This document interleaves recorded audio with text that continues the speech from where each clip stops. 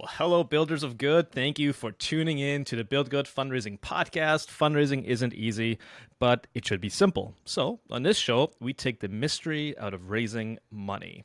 Now, if you haven't listened to our last episode introducing our concept of the Fundraising Flywheel, you may want to start there, but you don't have to, because today we're going to walk through each of the 5 parts of the flywheel in detail, which are 1, listen; 2, engage; 3, ask; 4, celebrate; and 5, report.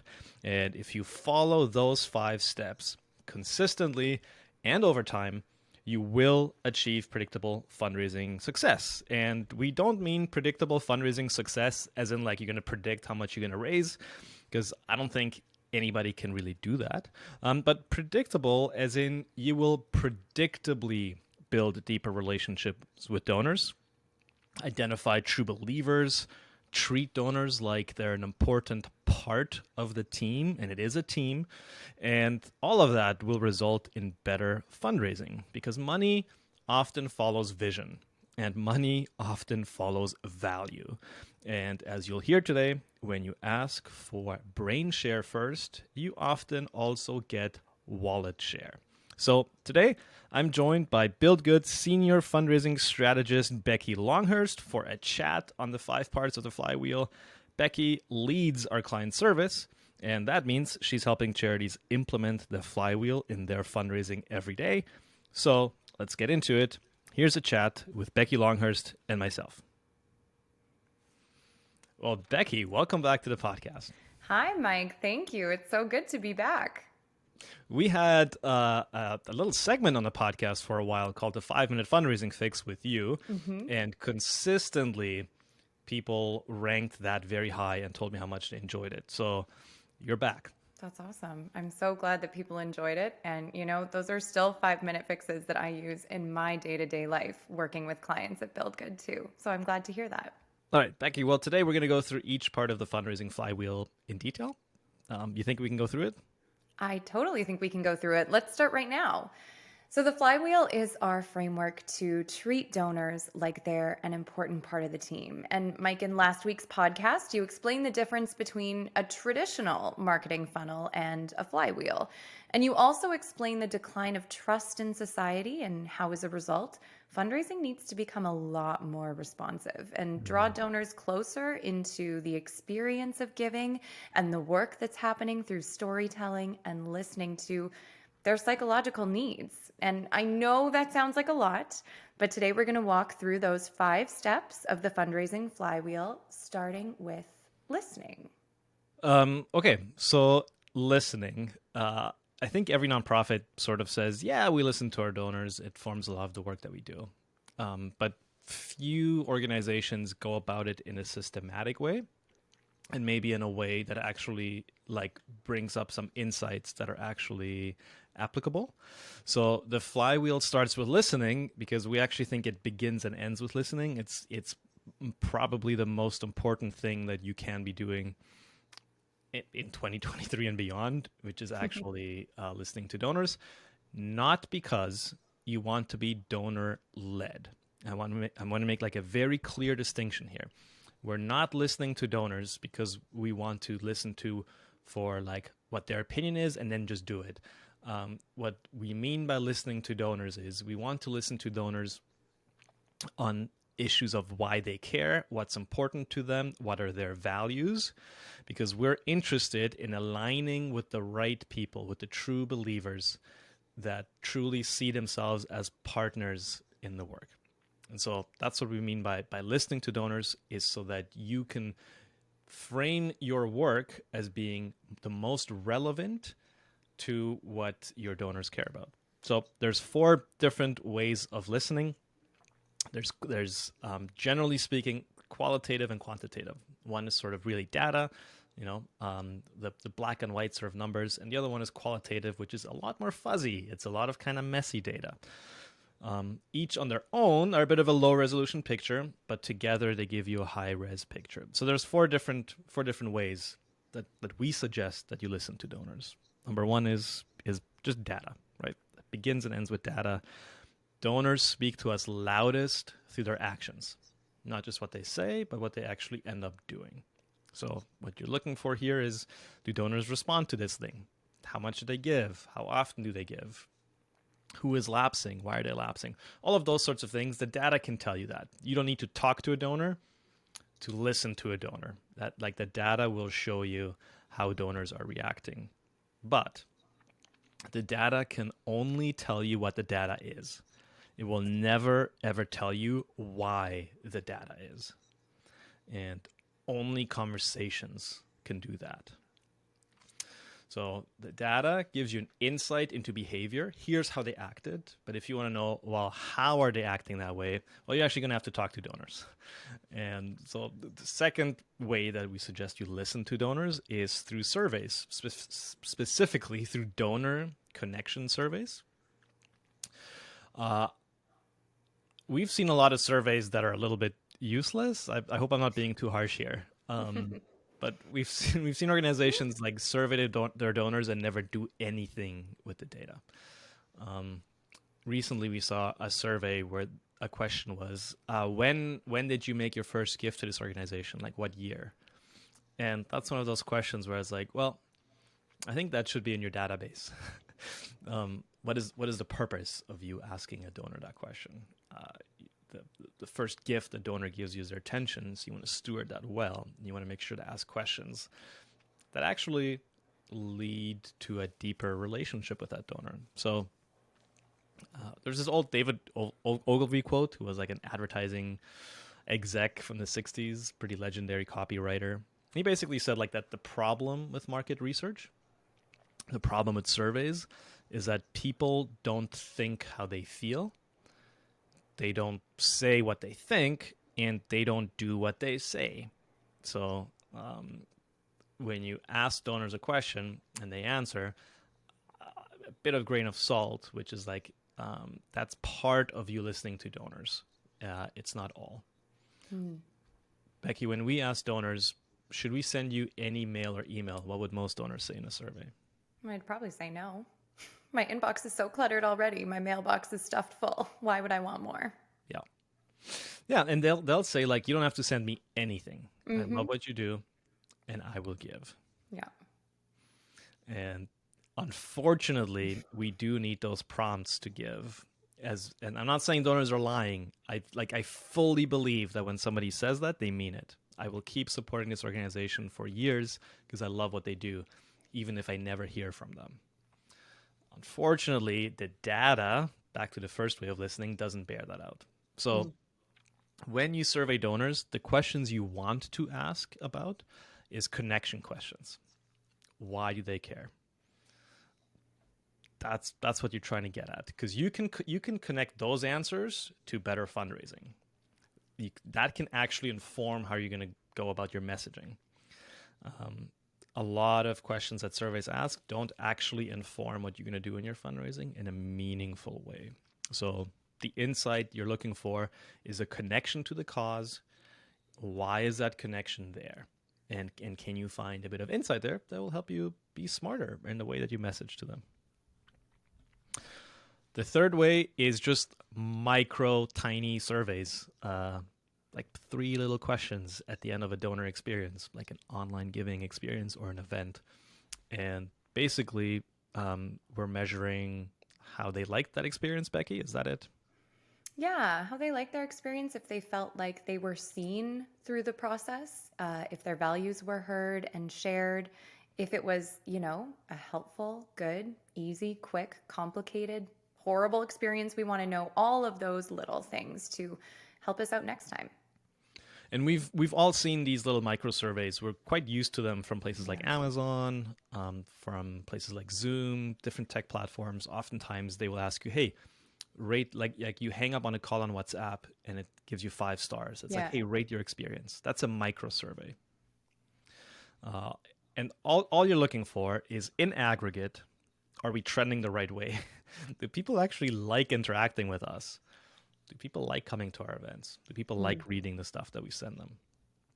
If they don't, well, you should perk up a little bit and try to see, well, what is the hypothesis as to why they might not? And then lastly is just conversations. This is just like talking to donors. The fourth way to listen to donors is to actually have those conversations. And a lot of nonprofits talk to donors, but oftentimes here's what happens. You had an event or you sent out a campaign, and then the board chair comes in and he says, my sister who was at the event sent me this email and she had this to say about the speaker. She didn't like it. She thought it could have been better. Oh, my parents got the mailer and they just thought, it was like not formal enough. It sounded way too informal. And then we go like, oh, well, we should listen to donors. Donors are saying they don't like this. And really what we've done is we've listened to one donor. We haven't listened to donors. The reality is that a lot of people on your file may not like everything you do. That's not a bad thing. You're showing up for your true believers, and you're showing up for what works for most people most of the time. And you're always going to have complaints. You're always going to have feedback that is negative. The important thing is that you weigh that feedback. Who is it coming from? How much of that same feedback are we getting? We often talk about this. You send out 1,000 letters and you get like 10 phone calls the first day. You're going to be like, oh man, we did something wrong. Everybody must be so annoyed by this. We messed up. It's like, well, you've gotten complaints from 1% of people so far. So let's just weigh that against the overall strategy, against everything you're doing, and weigh that against results. Now, the way that you should listen to donors in conversations is having a bit of a system about it, right? You want to have a set of kind of standardized questions that you can ask a lot of people, log their answers so that you get a decent sample size, and then you can do some sentiment analysis. You can see what kind of words people use to describe what you do, why they care what you do, about the things that you do, what their values are. Again, you're asking connection questions. So you're looking for patterns, words, phrases, sentiments. And if we just put a bow on this and move on to the next, is that if we say begin and end with data, let's say that your data shows you that donors have been lapsing. And like there's a lot of donors that are lapsing. Fewer and fewer are giving. So you start by looking at the data and you ask yourself, but why? This is just a low resolution picture I have. I know what's happening. Fewer people are giving, but why? So maybe you run a donor connection survey. You find out about the things that people actually care about. And maybe you do 90 different things and you've been, there's been an internal task force to talk about this one certain thing, a new direction your organization is going, or a pilot program. You've been talking about that a lot. And in your donor connection survey, what you find out is that why a lot of people care about your organization isn't necessarily the stuff that you've been using to fundraise lately. So maybe there's something there.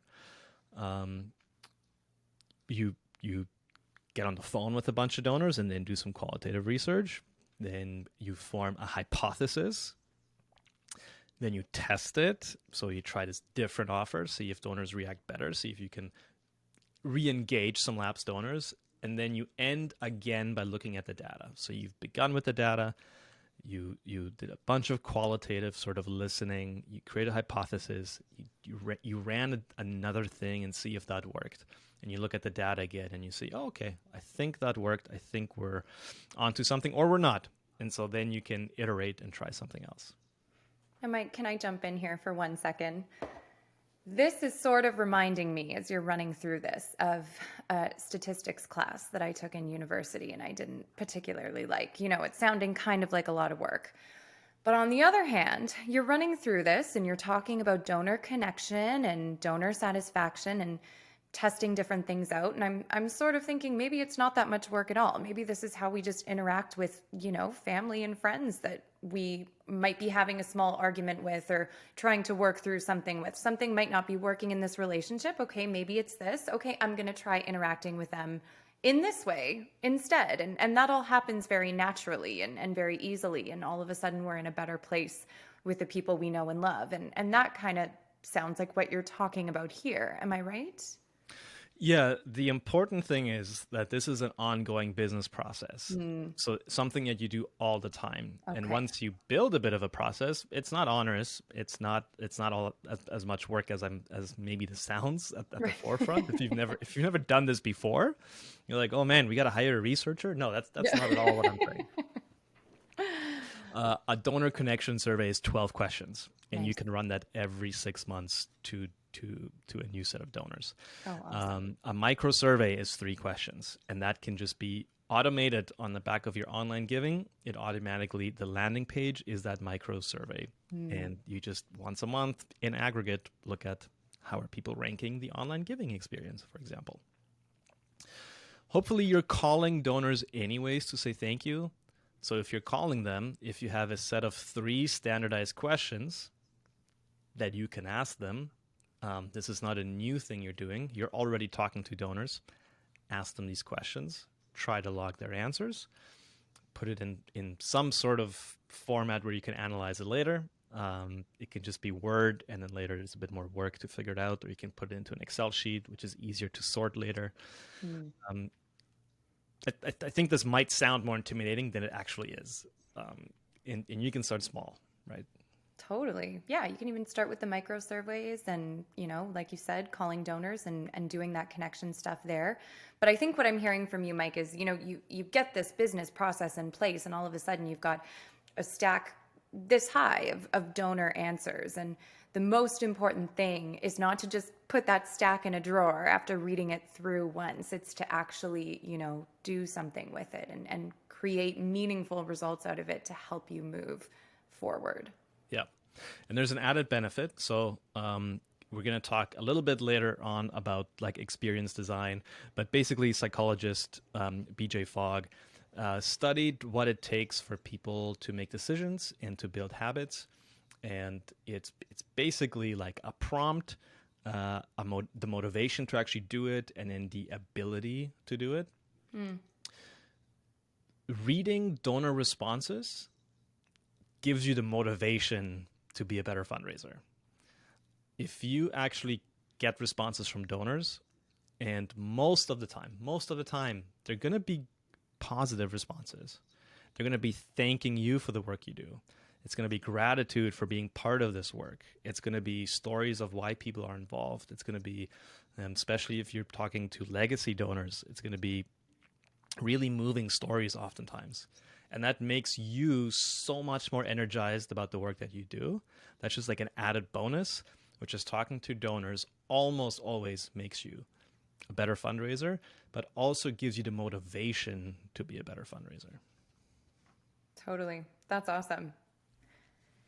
Well, do you mind if we head on to step number 2? I'd love to hear about that one. All right. So step number 2 is engage. You've listened to donors. You've actually got to engage these people. You actually have to ask people to participate, and you actually have to get together. That is important. If you're building a community, or if you say that you're building a community, most nonprofits say, "Oh, we're trying to build a community of people who are care about this stuff." Yeah. Well, a community communes. They have communion. And I don't mean in the religious sense, but in the sense that we get together for a shared purpose.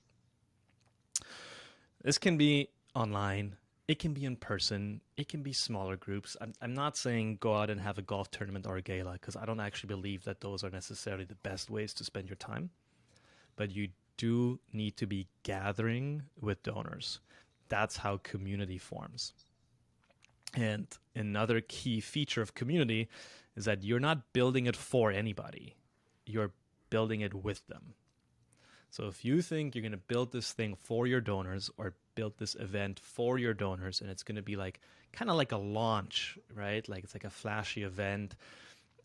I'm not saying that can't work. It certainly works in university settings and sort of big nonprofits who have big fancy events and they're launching a new vision.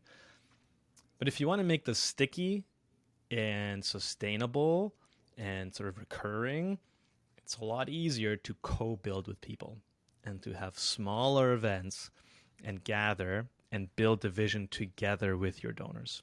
So that's what I mean about engaging. Um, there's a few sort of practical ways we can do that if you want to get into that. Yeah, I'd love to get into that. Let's hear more about that. So micro events is an easy one, which is just like giving tours of your nonprofit. If you work locally, really, really good idea to just have ongoing tours of the work that you do. Um, there's a study that's done on something called labor illusion. We're not going to get too much into that. But basically, if people see the work that goes into something, they are that much more likely to want to support that thing or to buy that thing or to be part of it. That's why breweries give tours of the brewery. So the study specifically looked at some of those, which is people who took a tour of a brewery were like 34% more likely to actually like buy that brand, because somehow their own story kind of became part of the brewery story. Now I went on this tour, I saw how it's made, and I value it a lot more now because I saw how it was made. I went through the whole process. So if you can get donors onto your property and do tours of what you do, and this doesn't work for every organization by far, but if you have work that is kind of visible, that you can show people, it'd be kind of boring to just bring people to an office and be like, and here's our donor processing team and our finance team. Look how much work we put in. Right. But if you can bring people, and if you can't, like, if you work overseas, maybe you can do vision trips, you can do something like that, or you can bring the work to here. Like if you work overseas, can you bring a program manager here and have micro events with that person? Or can you do a live stream from the ground and invite people to that? Anything you can do to draw people in and actually show them how their money actually gets to work in real life is a good idea. Quarterly Zoom calls and updates where donors can show up, talk about your wins and your failures, build publicly, tell people what you're working on, tell people what your goals are, get other donors to share. One of the big ways that that you're quote unquote winning at building community and engaging is if people start to have horizontal relationships with each other and not just with you, the organization. They're not just all there for you. They start to be there for other people. Right? And that's really interesting because we talk a lot about, identity statements and saying in a letter as part of this community of caring Canadians or whatever that statement might be. But if you don't know anybody else in that community, that statement might not mean anything to you. It might just feel like you and the executive director. So that's a really cool way to illustrate that. Yeah. Awesome. Well, I would love to hear about step number 3 because the first 2 have been so interesting. So why don't you tell us about that, Mike?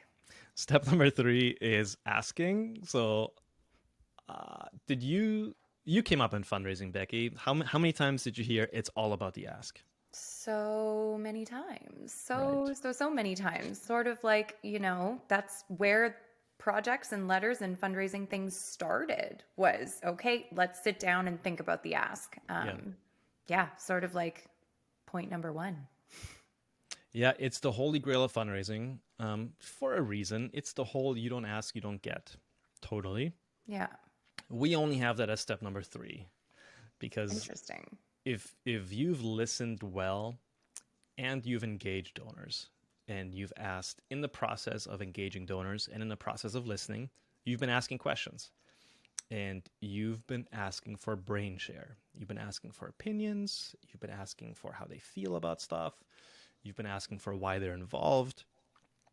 By the time you get to the ask, most of your work is done already, and the ask becomes a lot easier because you've built this level of trust and understanding. So the ask is very important, but what you do between asks is almost more important than the actual ask. Now, the ask is all about asking the right people for the right things. We're big proponents of aligning the entire fundraising shop, the entire fundraising operations around the full pipeline. So from first-time giver to legacy leaver.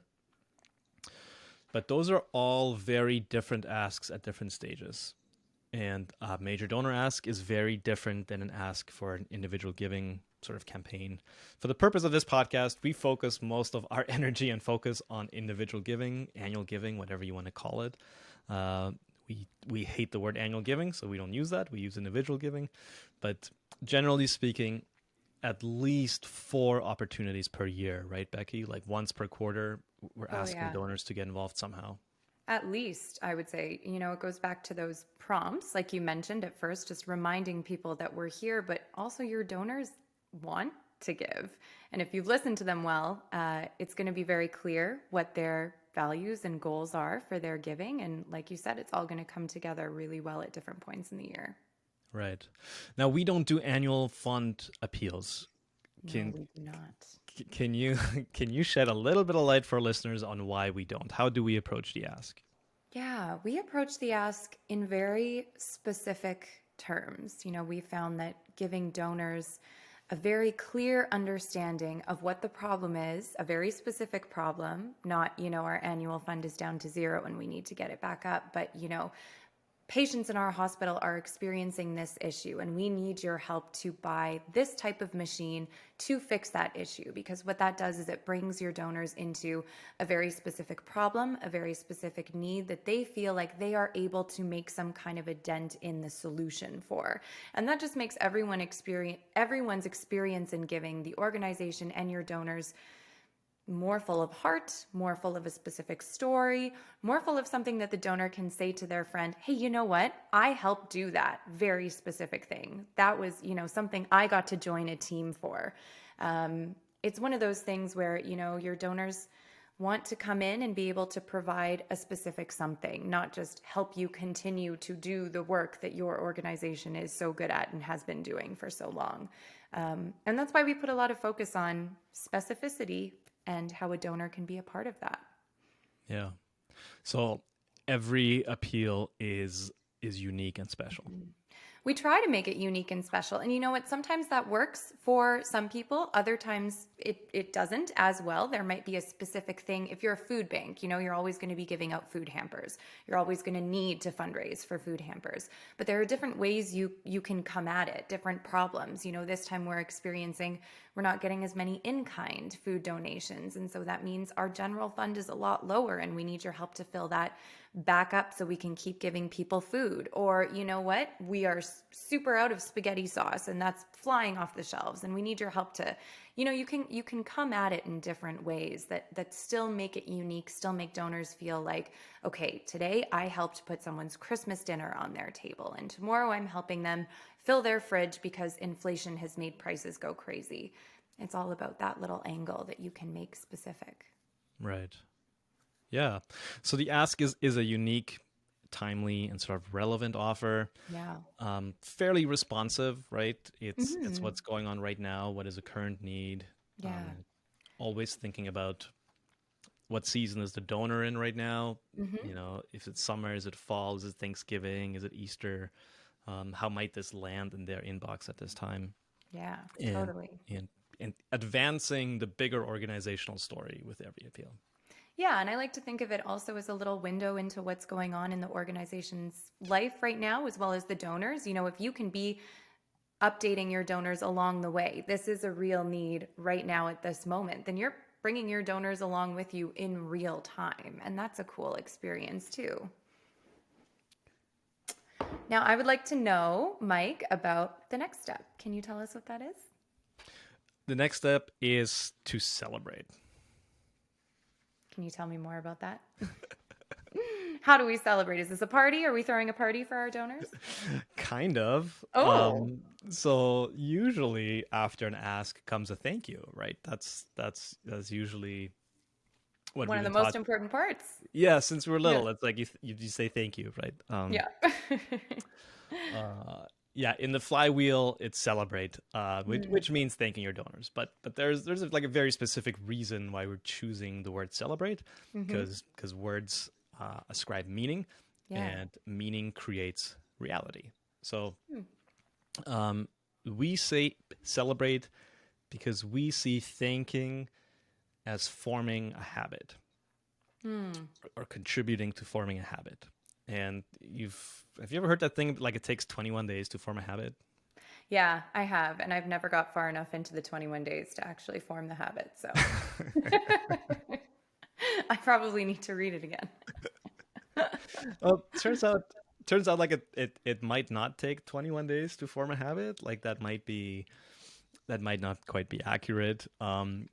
We talked about BJ Fogg before, but Yeah. his research, he's at Stanford University, and he's coached sort of over 40,000 people in behavioral change, people who want to make a change, people who the 21-day thing doesn't work for them. So for me, So I yeah, should. Does he have openings? so he's got the behavior design lab, but basically his research shows that if we want to make a change in our lives, we need to break that change into like little specific steps. And he found that one thing that really helps like people repeat those steps is celebration. Like celebrating every tiny step. Cool. I like that. Because it actually like wires behavior. It makes us feel better about the process. So if you celebrate your wins, if you celebrate your victories, even your small ones, you are that much more likely to want to repeat that step again in the future because you have a positive emotion associated with that step. And this, I just recently connected the dots on this because we've often been telling clients, and this is more like an intuitive thing, but we didn't have necessarily we hadn't read BJ Fogg yet.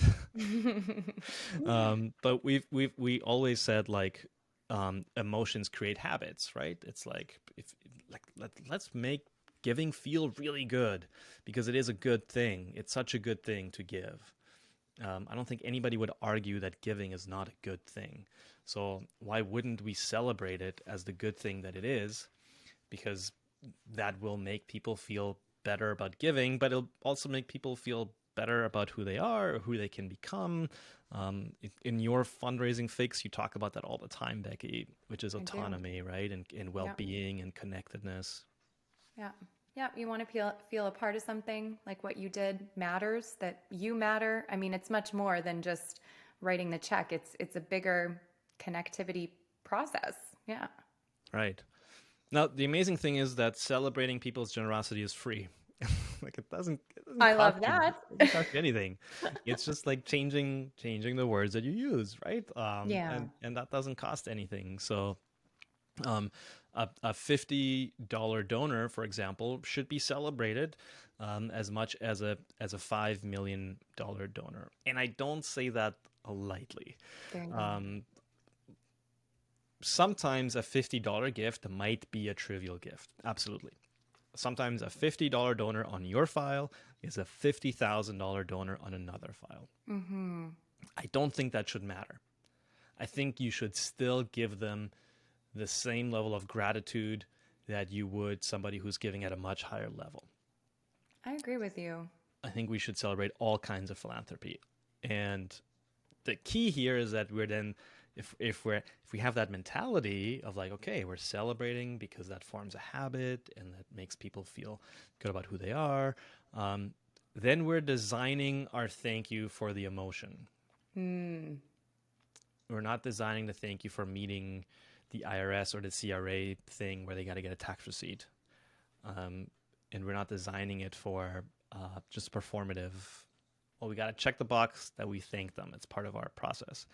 We're actually like designing this thing to thank people for who they are, think about their identity, think about the best version of themselves before we even thank them for what they've done. We thank them for who they are before we thank them for what they've done. Oh, that's interesting. I feel like that might be a new thing for many organizations. You know, you think someone gave, I should thank them. Thank you for giving $50 to this appeal. That seems like the natural first step, but you're telling us it isn't. Yeah, maybe the natural first step is like, hey, thank you for stepping up. Thank you for being kind and caring. Thank you for seeing this as a problem in our world. Yeah. Now, you do this really well, Becky. I don't know if you do it intuitively, but but you always sort of go for the personal identity stuff way before you go for anything else.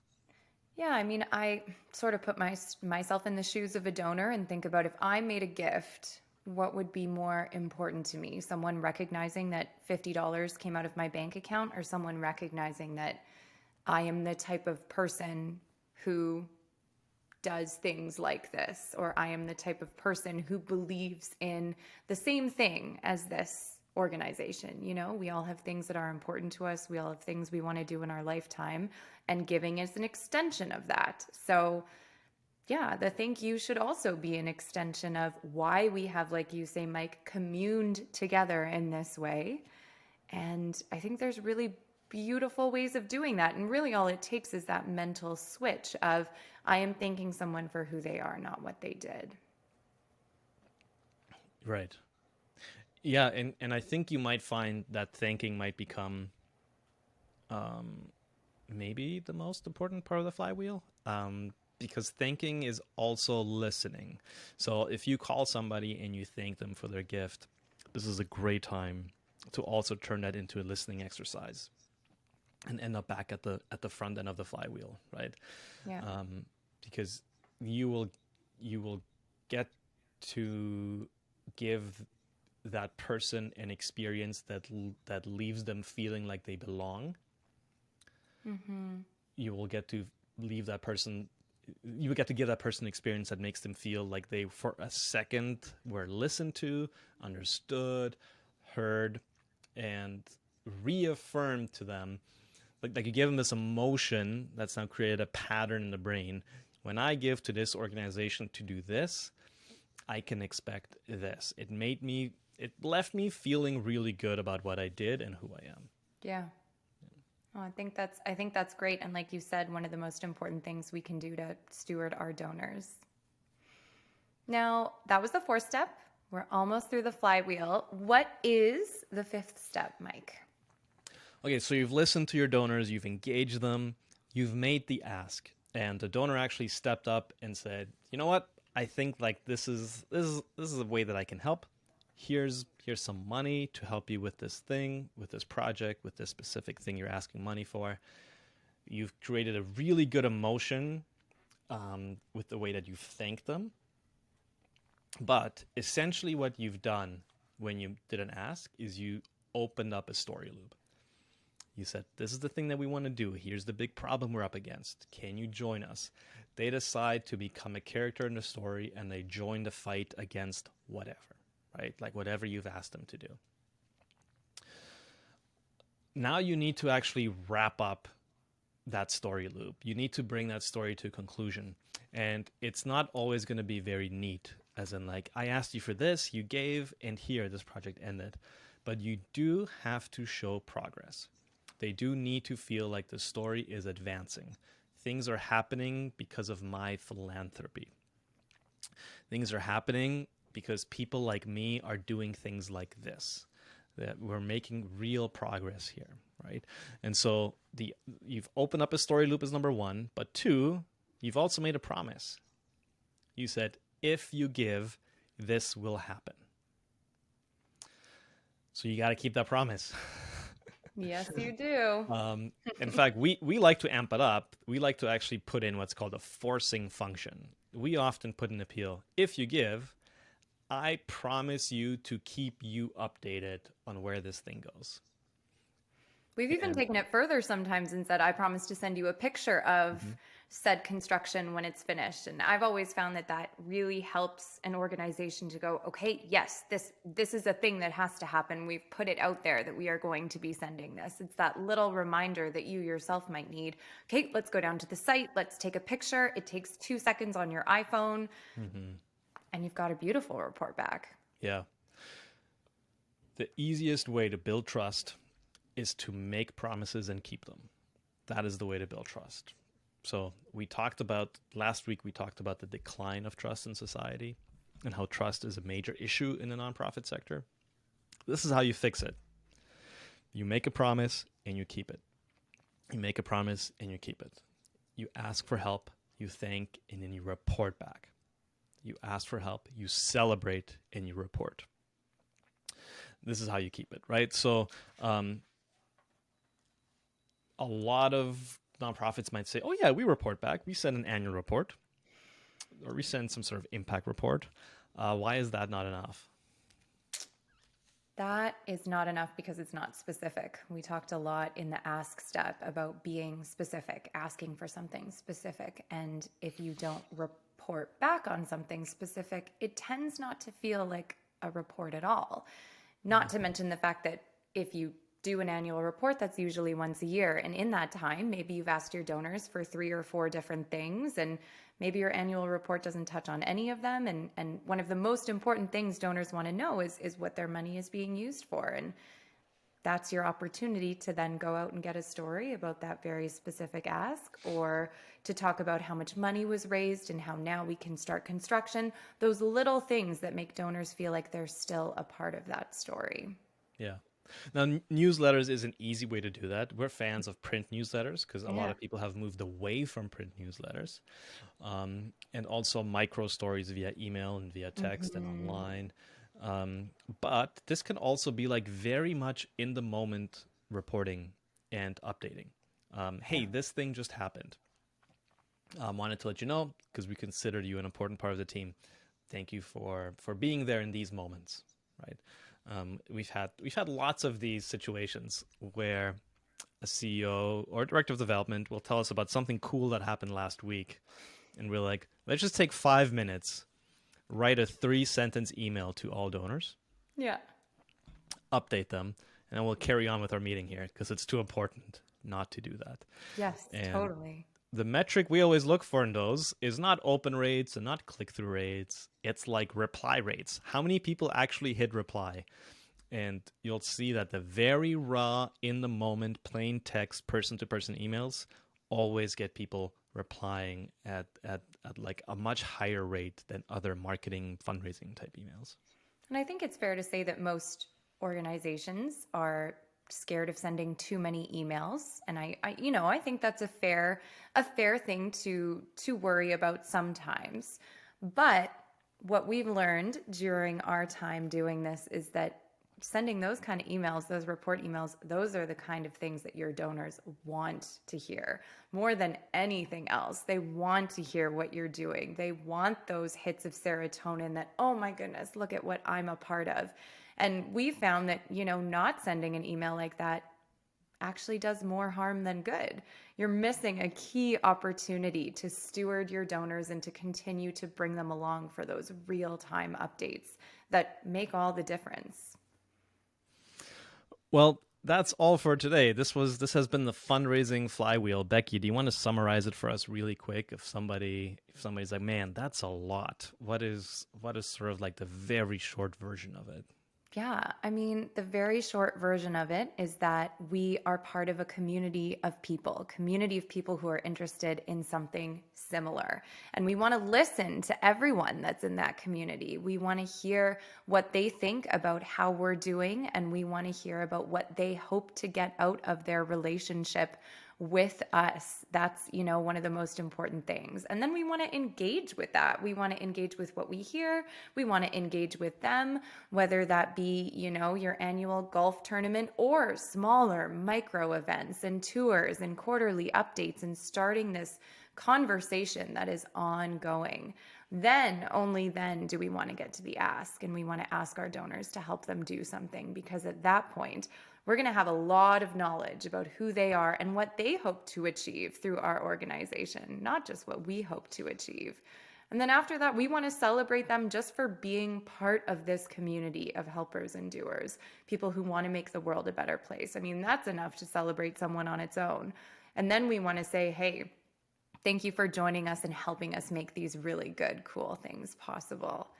And then after that, we want to report on those good, cool things that they've made possible. We want to finish that story loop before we open it again. Because you know what? This fundraising flywheel, you can keep doing it over and over and over again. And you should.